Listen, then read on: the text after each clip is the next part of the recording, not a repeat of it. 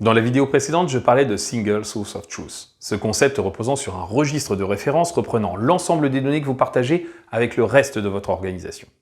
Eh bien, aujourd'hui, je vous parle d'un concept qui va de pair, le MVOT.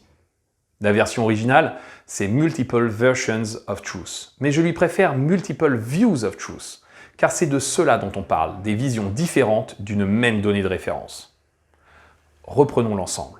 Avec un Single Source of Truth, on centralise les données communes à toute la société.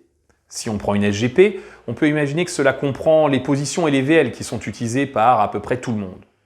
Mais qu'a-t-on exactement? Juste les inventaires comptables ou bien les inventaires détaillés avec toutes les données type convexité et spread duration?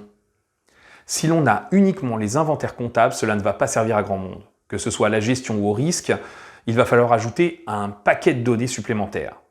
Si l'on parle d'inventaire détaillé, on voit bien que cela va vite perdre les gens qui ont besoin d'une vue beaucoup plus synthétique, typiquement au contrôle de gestion. Pour un portefeuille, on a besoin de 2 chiffres, le montant investi et le montant cash. Bien évidemment, qui peut le plus peut le moins. Donc on peut recalculer ces chiffres en partant des inventaires détaillés. Mais il y a 3 problèmes inhérents. 1. Si le calcul d'agrégat est un peu plus compliqué, qui nous garantit que le service concerné saura le réaliser? 2.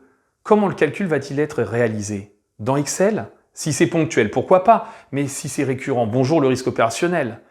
Et enfin 3. Si plusieurs services ont besoin du même agrégat, qui nous garantit qu'ils utiliseront la même méthode et qu'ils utiliseront le même résultat?